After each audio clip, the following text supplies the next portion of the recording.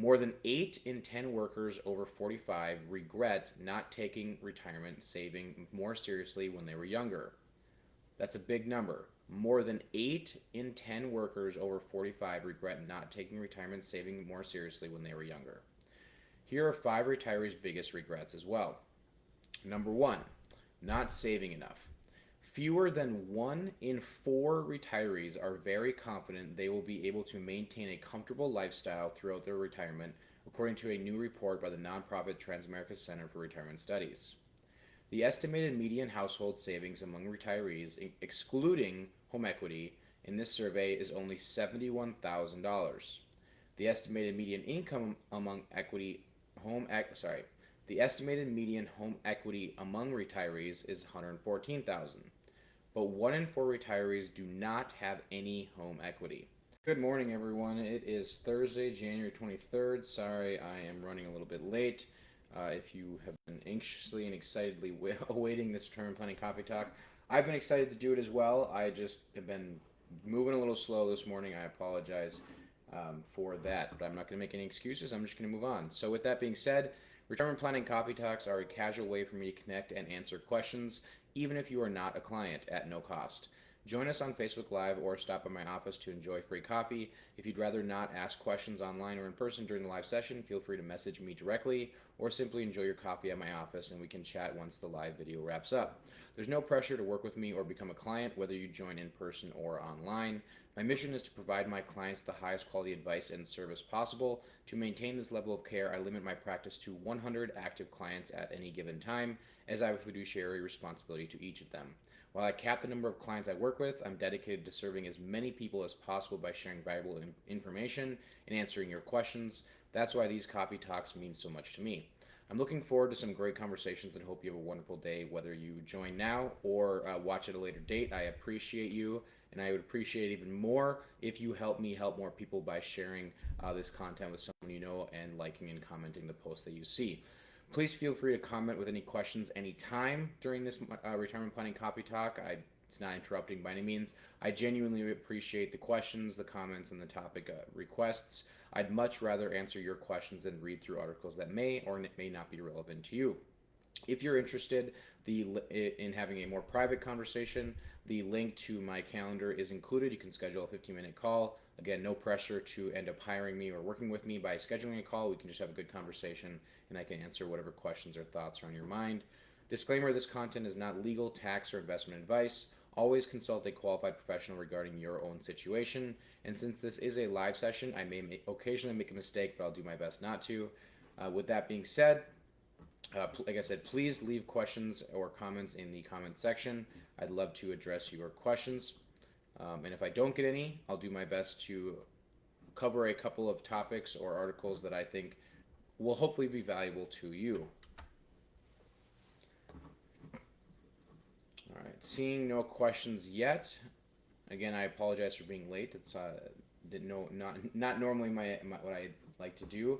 I'm going to highlight an article from yahoofinance.com, and the title is "What Do People Regret the Most When They Retire?" And this is written by Carrie Hannon. And she says, many retirees wish they'd saved more and started earlier, studies find. No one ever wants to look back in regret, but for many retirees, that's the reality. Not to be a downer at this fresh start of time of year, but it's useful to hear retirees' regrets, especially if you are closing in on retirement yourself. Despite improvements in savings habits and financial engagement, many retirees regret some of the decisions they made earlier in life when preparing for retirement, Suzanne Ricklin, Vice President of Retirement Solutions at Nationwide Financial, told Yahoo Finance. More than 8 in 10 workers over 45 regret not taking retirement saving more seriously when they were younger. That's a big number. More than 8 in 10 workers over 45 regret not taking retirement saving more seriously when they were younger. Here are 5 retirees' biggest regrets as well. Number 1, not saving enough. Fewer than 1 in 4 retirees are very confident they will be able to maintain a comfortable lifestyle throughout their retirement, according to a new report by the nonprofit Transamerica Center for Retirement Studies. The estimated median household savings among retirees, excluding home equity, in this survey is only $71,000. The estimated median income among equity home ec- sorry, the estimated median home equity among retirees is 114,000. But 1 in 4 retirees do not have any home equity.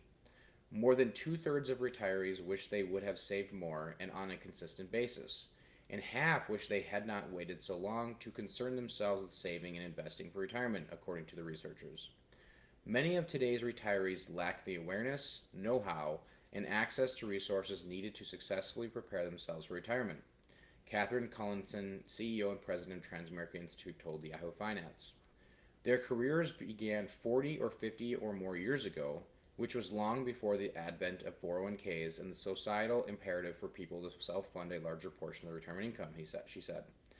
For many women, the shortfall stems from a late start. Research from Corebridge Financial found that more than 6 in 10 retired women wish they had started saving for retirement earlier. Only about a quarter of them began saving and investing between the ages of 18 and 29. Worse yet, about 4 in 10 retired women say they did not begin prioritizing their financial and retirement planning until 41 or later, and 20% say they still have not started. What? That's from the article. But I agree. What? I know there's so much that goes on in our lives, it's easy to push out what's so far away. But with the laws of compounding and how powerful compounding is, it's so important. Whether it's $1 or $100 or $1,000, just get started. Because the dollars that you save today will be the most powerful dollars you've ever saved when it comes to how compounding works over time. And I'd be happy to give some examples on that. So, I'll do a quick mathematical example. I think it hopefully highlights the point I'm trying to make. So if you save, we'll just say $1,000 a year for 40 years, so that's $40,000 saved, right? $1,000 for 40 years, and we'll just say 7% interest rate. That $1,000 over 40 years is going to grow to about $214,000. Okay? Now, if you do what most of the people do, and like this article is highlighting, the number one regret of retirees is waiting too long to save, and you wait until the last 10 years of your working life to save more money. Let's say in this example you save $4,000 for 10 years. So again, $1,000 for 40 years gets you to about $214,000, or $4,000 for 10 years gets you to about $59,000. So would you rather have $214,000 or $59,000? Or if we add a zero to that, would you rather have $2.1 million or $590,000? Right? So it's so important that the earlier you start saving, the better. Even if it's not as much as you would like to save, something is better than nothing. And make sure you're investing it properly so it's actually growing. All right, so back to the article. All this points to the importance of saving early in your working years. Terry Fiedler, Corebridge Financial President of Retirement Services, told Yahoo Finance. This came through loud and clear in our survey. Knowing what they know now, this was the number one piece of advice retired women would give their younger selves about retirement planning. Save earlier. And for those who are interested, I will add the article here to the comments in case you would like to follow along or read it at a later date. If there's any brave souls out there that would like to share if they have, or how much they've started to retire, don't actually put a number, but at what age you started to retire, that's a fair thing to say. We don't need to be posting how much we save publicly here. So second thing retirees regret, tapping Social Security too soon. One of the biggest gaffes people make when it comes to Social Security is claiming too early at a much lower benefit. You can improve your odds of not outliving your savings by delaying Social Security benefits, which will increase your monthly check considerably for decades. But many people don't, or can't, wait. The median age at which retirees started receiving their benefits is 63, according to the Transamerica report. Nearly 3 in 10 retirees started receiving benefits at age 62, which is the earliest age possible. Resulting in a much reduced benefit, only a slim fraction, 4% of retirees, waited until age 70. Here's how the math works. If you have the flexibility to delay benefits, the increase that you get by waiting is substantial. Pushing back tapping your benefits from your full retirement age, FRA, either 66 or 67 until you're 70, you earn delayed retirement credits. Those come to roughly an 8% per year annual increase in your benefit for each year until you hit 70, when the credits stop accruing. While there are clearly good personal reasons for claiming early, such as poor health or financial constraints, the psychological tug is often what pushes retirees to get their checks rolling earlier rather than later. Perhaps the biggest factor is the psychological ownership of one's Social Security benefits, according to Suzanne Shu, a professor of marketing at Cornell University. Retiring with too much debt is number 3. Nearly half of retirees said that debt was a stumbling block that prevented them from saving for retirement, according to the Transamerica report. And once they retired, almost 7 in 10 reported carrying outstanding credit card debt, per a survey from Employee Benefit Research Institute. That's up from 4 in 10 years ago. So that's almost doubled. Essentially just confirming societal norms that people are leaning too heavily on credit cards to fund their lifestyles. And I'm far from perfect, so don't take that as a judgment.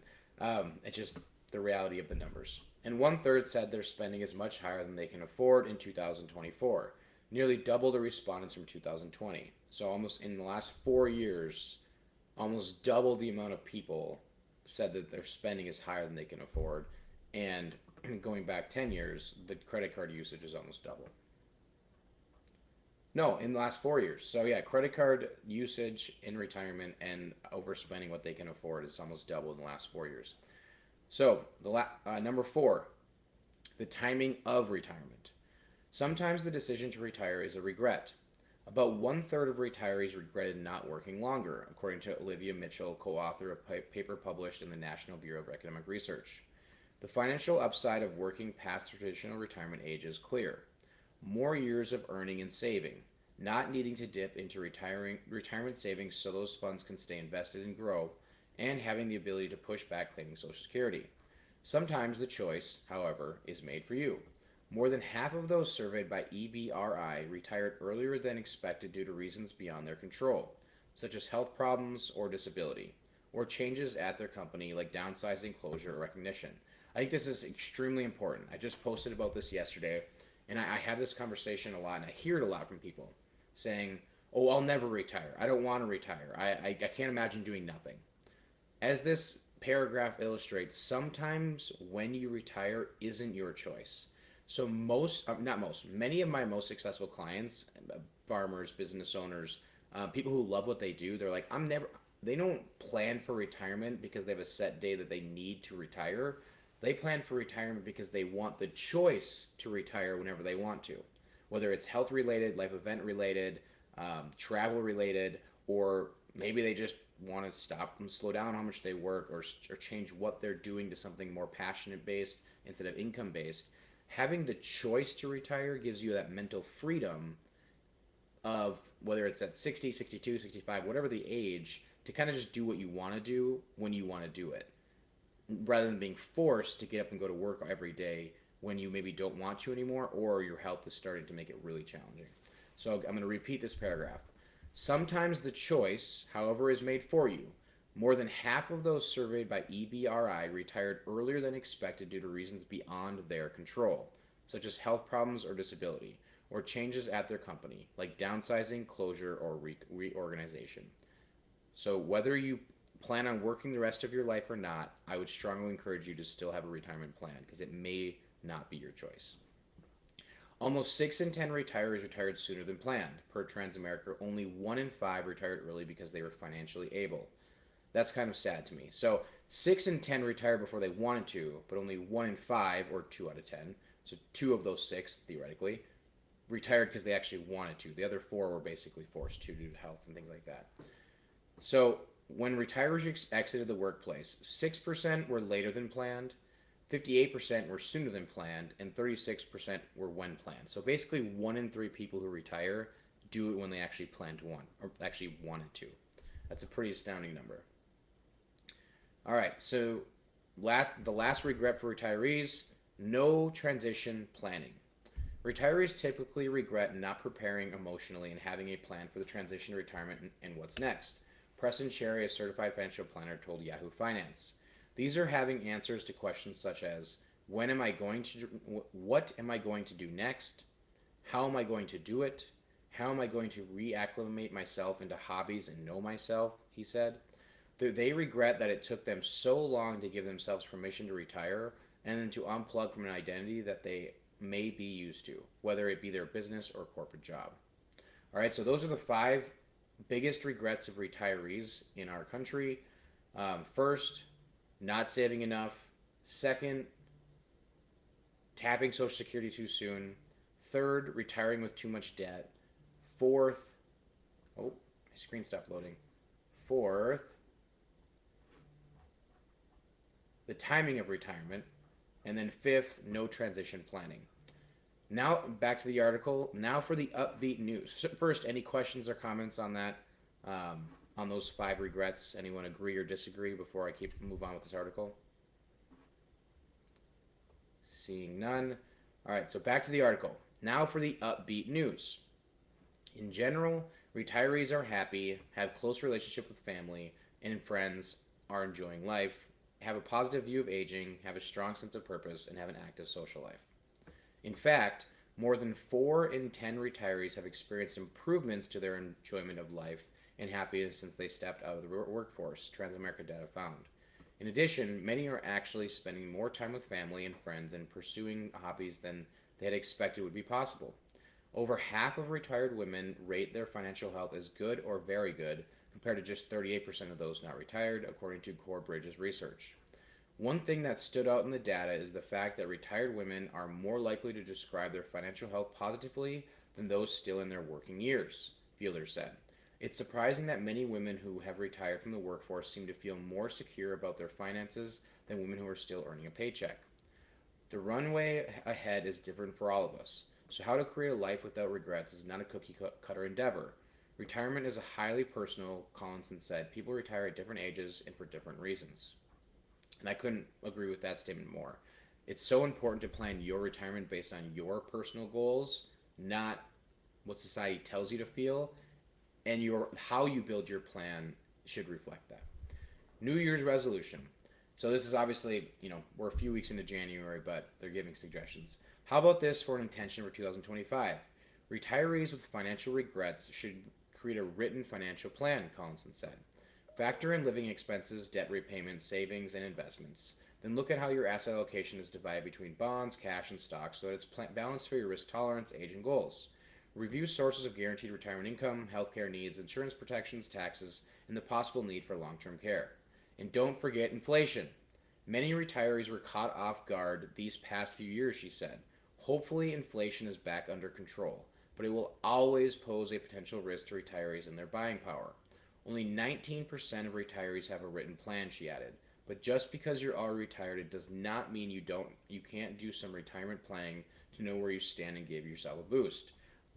So everything she just said, I completely agree with, and you're more than welcome to DIY it and try to figure all that stuff out on your own. The balancing your portfolio, the factoring in your living expenses, the debt repayment, all that kind of stuff. Or I would encourage you to find someone like myself or someone that you trust to help you do that planning so that, because this is what we do every day, so you can go enjoy your life, right? I'm not saying people can't figure out what I do, but by hiring me, you're allowing yourself to not have to worry about it as much or at all, right? It's up to you. Every personality is different. But I completely agree with what she said. Build a plan, have a plan, update the plan, but having it written out and actually having something that you're like working toward or guidelines working within will dramatically improve your ability to not only be successful, but hopefully have less stress. So, and that number is crazy that only 19% of retirees have a written plan. I knew that the numbers were really low for people in their working years. That 19% does surprise me a little bit that only 1 in 5 people who are already retired have a plan. They're just kind of flying by the seat of their plans. So, with that being said, any questions, comments, concerns, or remarks before I let everyone go enjoy the rest of their days? While you're thinking of some, please, like I said, put them in the comment section. They can be questions about today's conversation, requests for future conversations or comments, or feedback on how I can improve to provide more value.